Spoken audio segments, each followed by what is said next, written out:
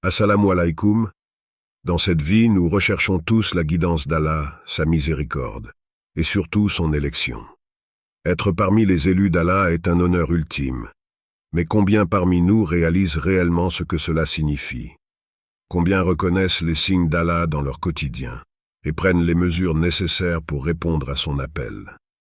Avant de commencer, abonne-toi à notre chaîne Perspective du Coran, active la cloche pour ne rien manquer et plonge avec nous dans ce voyage vers une vie pleine de bénédictions. Et commenter Allah est puissant pour proclamer sa grandeur et partager cette vérité avec le monde. Beaucoup vivent dans une illusion, pensant qu'ils ont encore du temps pour changer, pour se rapprocher d'Allah, pour rectifier leur voie. Mais lorsque le destin frappe et que les bénédictions se retirent, ils se demandent pourquoi. Ils se plaignent, cherchent des réponses, et parfois blâment même Allah pour leurs difficultés. Pourtant, la vérité est simple. Allah a déjà donné des signes clairs, des opportunités précieuses pour être parmi ses élus. Aujourd'hui, nous allons explorer 6 vérités incontournables. Si vous les ignorez, ne blâmez pas Allah pour ce qui pourrait arriver plus tard. Ces signes sont un avertissement, un rappel d'Allah, et il est essentiel de les comprendre avant qu'il ne soit trop tard. Le temps est une illusion subtile, presque insaisissable. Chaque seconde qui passe nous semble appartenir, alors qu'en réalité elle s'échappe, se fond dans l'éternité sans jamais revenir. Combien d'entre nous vivent en pensant qu'ils ont encore tout le temps du monde pour accomplir leur devoir envers Allah, pour se repentir de leurs péchés, pour rectifier leur chemin. Mais le temps est trompeur. Il avance sans prévenir et ne pardonne pas les hésitations. Réfléchissez à cela. Combien de fois avez-vous dit « je prierai plus tard » ou « je changerai demain » ? Et combien de fois ce « demain » ne s'est jamais manifesté ? Vous vous êtes peut-être dit que vous aviez encore le contrôle, que vous pouviez retarder l'essentiel sans en subir les conséquences. Mais est-ce vraiment le cas? Le temps, ce cadeau précieux, ne peut être ni racheté ni prolongé. Chaque instant que vous repoussez est un instant perdu, un instant où vous auriez pu vous rapprocher d'Allah, un instant où vous auriez pu recevoir sa bénédiction. Dans la sourate Al-Mu'minun, Allah nous rappelle que l'heure viendra où nous demanderons désespérément une prolongation de ce temps. Mais à ce moment-là, il sera trop tard. L'âme suppliera. Seigneur, accorde-moi un peu de temps afin que je puisse accomplir de bonnes actions. Mais ce moment de supplication sera vain. Le temps que nous avions autrefois sera parti pour toujours. Les élus ne tombent pas dans ce piège. Ils comprennent que chaque souffle, chaque mouvement, chaque seconde est une opportunité inestimable de servir Allah, de purifier leur âme, de réparer les erreurs passées. Ils ne se permettent pas de retarder leur prière, leur repentance ou leur engagement envers Allah. Ils vivent chaque jour comme si c'était le dernier, non par peur, mais par conscience profonde de la fragilité de l'existence. Et toi, qu'en fais-tu de ton temps? Combien d'opportunités as-tu laissé passer, pensant que tu aurais toujours demain? Celui qui croit avoir du temps a déjà commencé à le perdre. Allah envoie constamment des rappels, mais ils sont souvent ignorés. Si tu ne prends pas cette décision maintenant, qui te dit que tu en auras l'occasion plus tard? Ce monde est rempli de distractions qui nous éloignent de l'essentiel. On court après les plaisirs temporaires, les succès mondains, sans se rendre compte que le véritable succès réside dans la soumission à Allah et la préparation à l'au-delà. Ne sois pas de ceux qui se réveillent trop tard. Chaque instant est une bénédiction, mais il peut aussi être une épreuve. Saisis-le avant qu'il ne s'évanouisse dans le néant. Il y a un moment unique dans la journée, un moment qui transcende le temps et l'espace, celui où tu te tiens devant Allah, déposé dans l'humilité, seul face à ton Créateur. C'est à ce moment que la prière prend vie. C'est plus qu'un rituel, plus qu'une série de gestes et de mots. C'est un retour à l'essence de ton existence, un rappel silencieux de ta dépendance totale envers celui qui t'a façonné. Pourtant, combien parmi nous ont transformé ce moment sacré en une simple routine mécanique, oubliant la profondeur de ce lien? Combien ont laissé la prière glisser dans l'arrière-plan de leur vie, la négligeant comme si elle n'était qu'une formalité à accomplir? La prière n'est pas un choix, c'est un devoir sacré, Mais pour les élus, elle dépasse le devoir. Elle devient un refuge, un sanctuaire spirituel dans ce monde bruyant et confus. Chaque raka, chaque prosternation, chaque mot prononcé est une reconnexion avec Allah, une ancre qui stabilise leur âme au milieu des tempêtes de la vie. Pour eux, c'est dans la prière que se trouvent la paix, la force et la guidance divine. Négliger la prière, c'est négliger cette connexion essentielle avec Allah. C'est fermer la porte à une relation directe et intime avec lui. Beaucoup se demandent pourquoi leur vie semble stagner, pourquoi les bénédictions semblent s'effacer lentement, pourquoi les épreuves se multiplient et pèsent de plus en plus lourd sur leurs épaules. Mais la réponse est souvent simple, c'est la prière qui manque. En repoussant ou en négligeant cette connexion, tu fermes la porte aux bénédictions divines et invites les difficultés à s'installer. Regarde autour de toi. Combien de personnes courent après la réussite, la stabilité, la paix intérieure, sans jamais se tourner vers Allah dans la prière. Elles s'épuisent à chercher des solutions mondaines à des problèmes spirituels, oubliant que la véritable solution commence par la soumission totale à Allah. Ce lien sacré que nous négligeons parfois est en réalité la clé qui ouvre toutes les portes fermées dans nos vies. Les élus ne prient pas par simple obligation. Leur cœur brûle d'amour et de dévotion pour Allah. Ils se lèvent la nuit alors que tout le monde dort pour se reconnecter avec lui, non pas parce qu'ils en ont besoin physiquement, mais parce que leur âme le réclame. Ils trouvent dans la prière une tranquillité que rien d'autre ne peut offrir. Ils comprennent que la prière est bien plus qu'un ensemble de mouvements. Elle est le souffle vital de leur foi. Si tu ressens un vide dans ta vie, si tu te sens éloigné d'Allah, pose-toi cette question. Qu'ai-je fait de mes prières? Peut-être que c'est là que réside la réponse à toutes tes inquiétudes. La prière n'est pas simplement un acte, elle est la lumière qui éclaire le chemin vers Allah. Un rappel quotidien que tu n'es jamais seul, quelles que soient les épreuves auxquelles tu fais face. Combien de bénédictions manques-tu à cause de ta négligence? Combien de portes se sont fermées parce que tu as repoussé cette rencontre intime avec Allah? Ceux qui négligent leurs prières finiront par se sentir perdus dans un monde sans repère, tandis que ceux qui s'y accrochent trouveront une force inébranlable, même dans les moments les plus sombres. Il y a une sensation étrange qui te traverse la première fois que tu commets un péché. Un frisson d'inconfort. Une petite voix qui te dit que ce que tu viens de faire n'est pas correct. C'est comme une alarme dans ton cœur. Un rappel immédiat que tu as franchi une limite. Cette sensation est un don d'Allah, un signe que ton âme est encore vivante, que ta conscience spirituelle est intacte. Mais combien de fois avons-nous ignoré cette alerte? Combien de fois avons-nous choisi de fermer les yeux, en nous disant que ce n'est pas si grave, que nous pourrions toujours nous repentir plus tard? Au début, chaque péché semble être une montagne. Tu le ressens profondément, ton cœur bat plus vite, tu te sens lourd. Mais à mesure que tu le répètes, quelque chose commence à changer. Ce qui était autrefois une douleur vive devient un simple malaise, puis un léger inconfort, et enfin, un silence total. Le cœur, qui autrefois tremblait de peur à l'idée de désobéir à Allah, commence à s'endurcir. Il s'habitue au péché. Il s'endort dans la désobéissance, et ce qui était autrefois une exception devient une habitude. Les élus d'Allah ne permettent pas à leur cœur de s'assombrir ainsi. Ils ne laissent jamais un péché les éloigner d'Allah. Dès qu'ils réalisent leur erreur, ils se tournent vers lui, les mains levées, suppliant son pardon.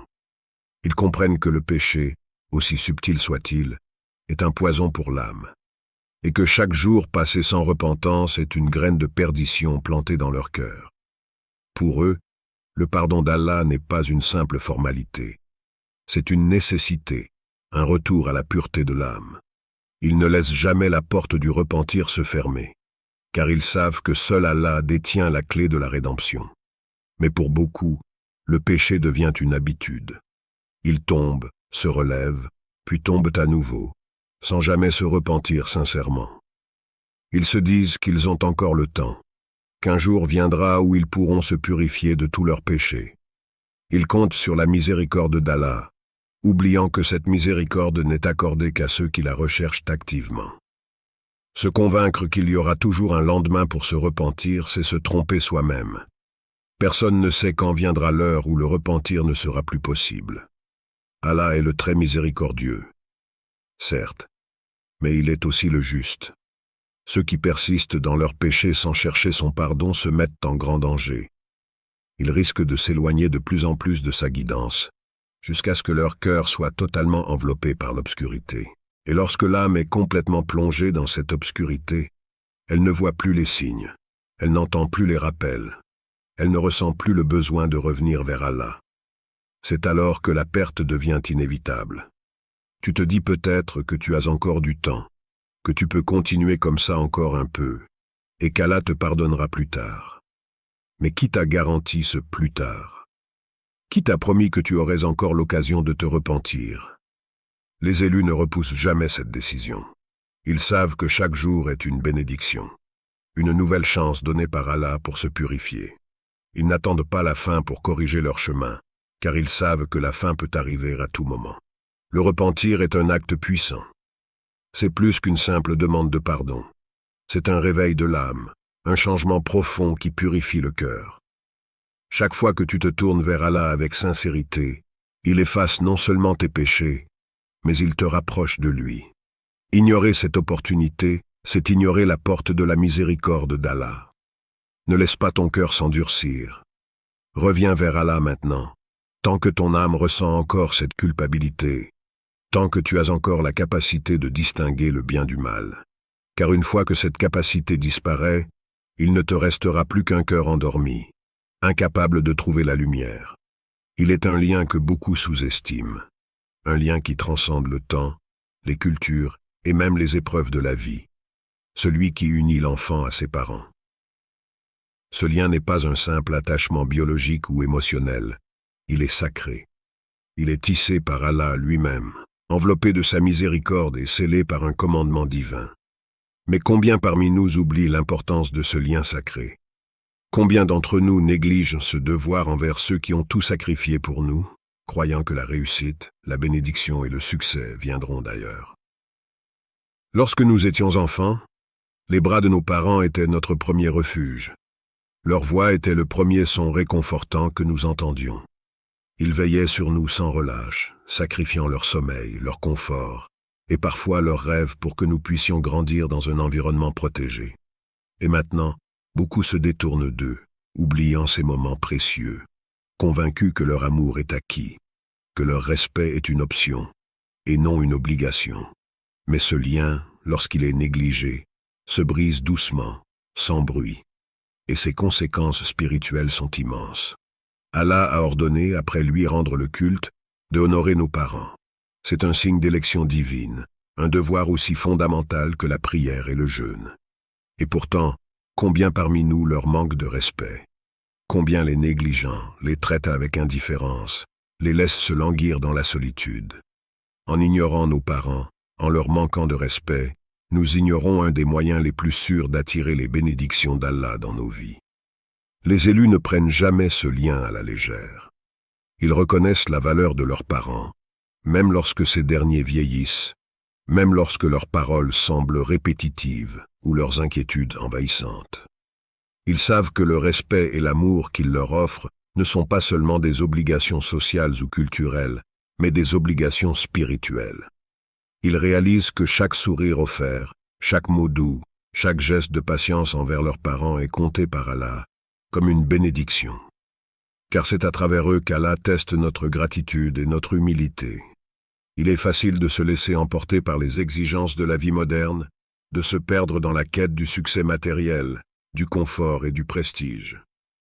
Mais que vaut tout cela si, dans le processus, nous négligeons ceux qui nous ont donné la vie?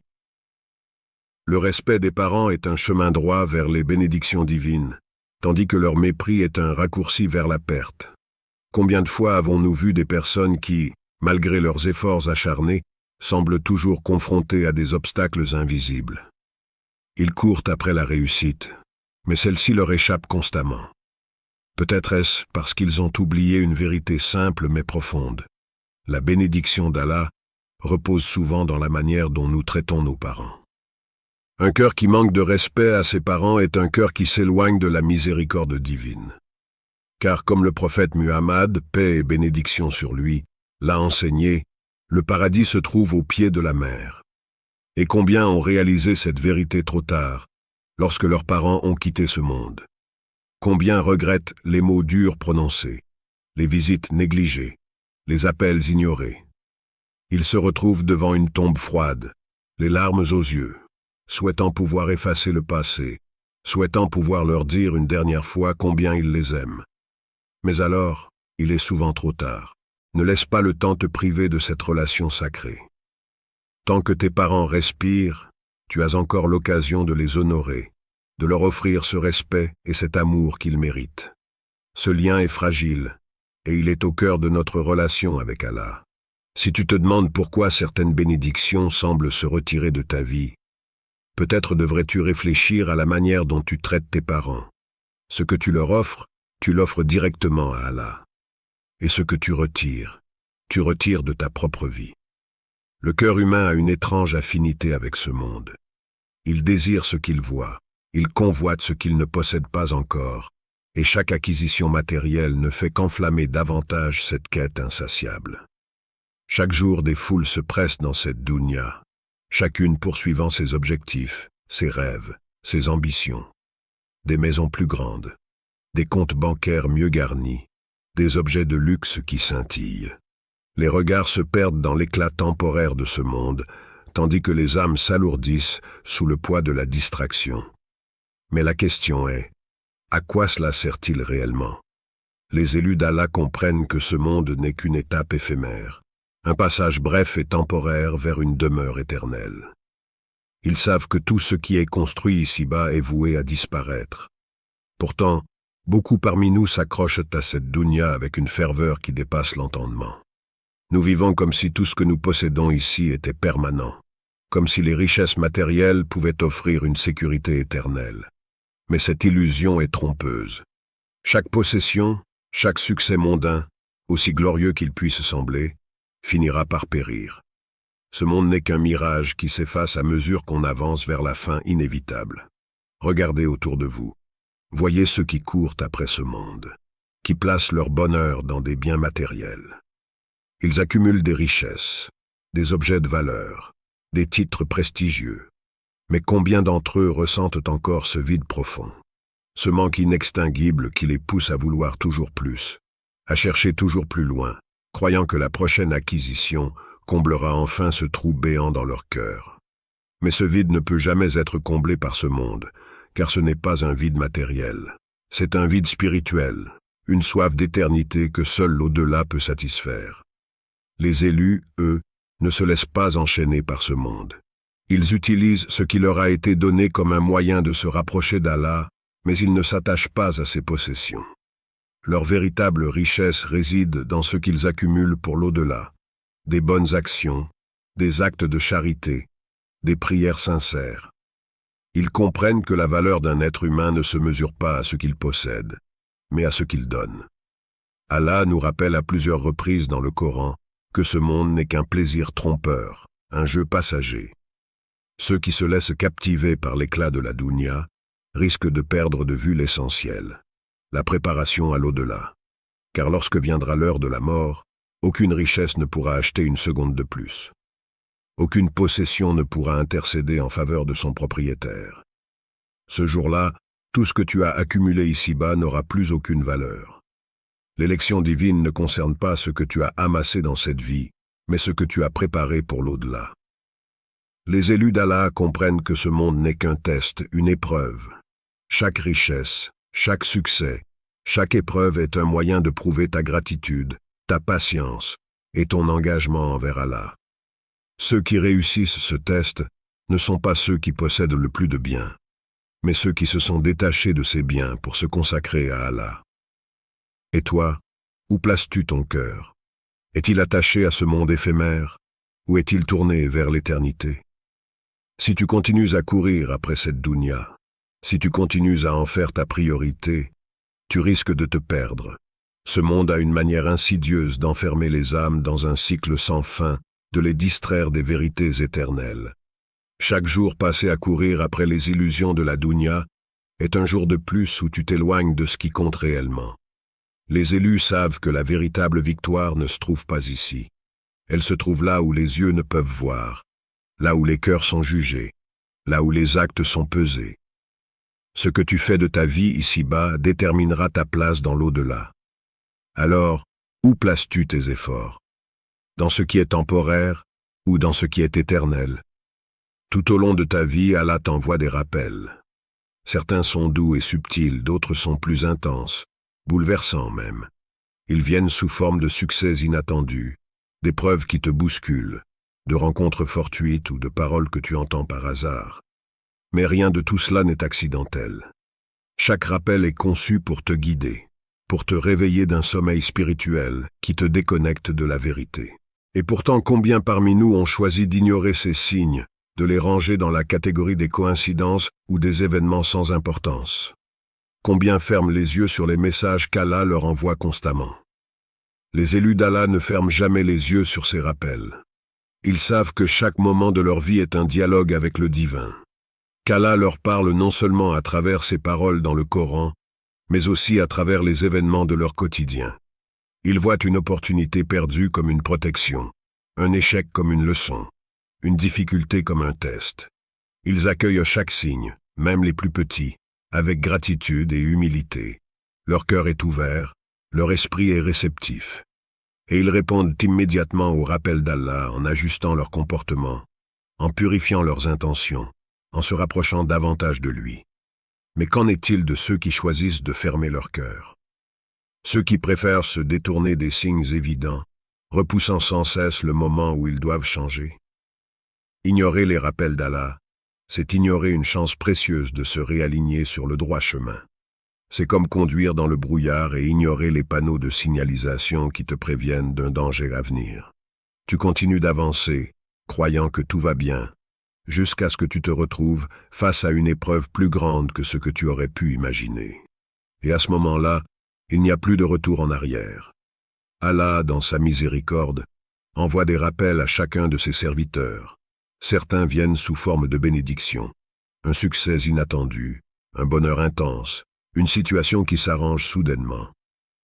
Mais ces bénédictions sont des tests, des rappels déguisés. Elles te demandent: te souviens-tu d'Allah dans ces moments de joie? Es-tu reconnaissant ou te laisses-tu emporter par l'euphorie de ce monde? Ensuite, il y a les rappels plus difficiles, ceux qui nous secouent au plus profond. La maladie, la perte, les échecs. Ces moments sont des occasions pour réfléchir, pour revenir à Allah, pour comprendre que rien dans ce monde ne nous appartient vraiment. Mais encore, combien choisissent d'ignorer ces rappels, préférant se plaindre du destin ou accuser la malchance, sans jamais réaliser que c'est Allah qui les appelle à revenir vers lui. Les élus, eux, ne voient pas ces moments comme de simples événements aléatoires. Ils les considèrent comme deux opportunités d'éveil. Ils se posent la question à chaque instant. Qu'essaie de me dire Allah à travers cette situation? Que puis-je apprendre? Comment puis-je utiliser ce rappel pour devenir un meilleur serviteur? Cette capacité à reconnaître les signes est ce qui distingue les élus. Leur cœur est toujours éveillé, toujours conscient, toujours prêt à recevoir la guidance d'Allah. Mais si tu continues à ignorer les rappels d'Allah, tu risques de te retrouver face à des épreuves encore plus grandes. Tu risques de te perdre dans les illusions de ce monde, croyant que tout va bien alors que ton âme s'éloigne de plus en plus de la lumière. Les rappels sont des avertissements doux au départ, mais si tu choisis de les ignorer encore et encore, ils peuvent devenir des épreuves plus lourdes. Allah, dans sa sagesse infinie, ne laisse jamais une âme se perdre sans d'abord lui envoyer des signes. Mais c'est à toi de choisir d'y prêter attention. Combien d'entre nous ont ignoré ces rappels pendant des années, pensant qu'ils avaient encore le temps, qu'ils pourraient toujours revenir vers Allah plus tard, et combien regrettent aujourd'hui d'avoir fermé les yeux sur ces signes. Ne sois pas de ceux qui se réveillent seulement quand il est trop tard. Si tu continues à détourner les yeux, si tu refuses de voir les signes qu'Allah te donne, alors ne blâme pas Allah lorsque tu te retrouveras face à des épreuves que tu aurais pu éviter. Les signes sont partout, tout autour de toi. Le problème n'est pas qu'ils soient absents, mais que beaucoup choisissent de les ignorer. Ouvre ton cœur et ton esprit, et vois comment Allah te guide, même dans les plus petites choses. Ne ferme pas la porte à sa guidance, car il ne cesse de t'appeler à lui encore et encore, avec patience et amour. Nous avons tous une chance d'être parmi les élus d'Allah, mais cela nécessite de la vigilance, de l'engagement et une prise de conscience profonde. Ne tombez pas dans l'illusion du temps. N'attendez pas qu'il soit trop tard pour revenir à Allah. Si vous ignorez ces vérités, ne blâmez pas Allah lorsque les conséquences se manifesteront. Partage ta réponse dans les commentaires et n'oublie pas de liker et de t'abonner à notre chaîne Perspective du Coran. Qu'Allah vous accorde la baraka dans chaque aspect de votre vie. Si ce message a touché votre cœur, commentez ci-dessous. Ya Allah, guide-moi avant qu'il ne soit trop tard. Vos mots peuvent inspirer d'autres à réfléchir et à revenir vers Allah. Qu'Allah nous accorde sa guidance, sa sagesse et son pardon.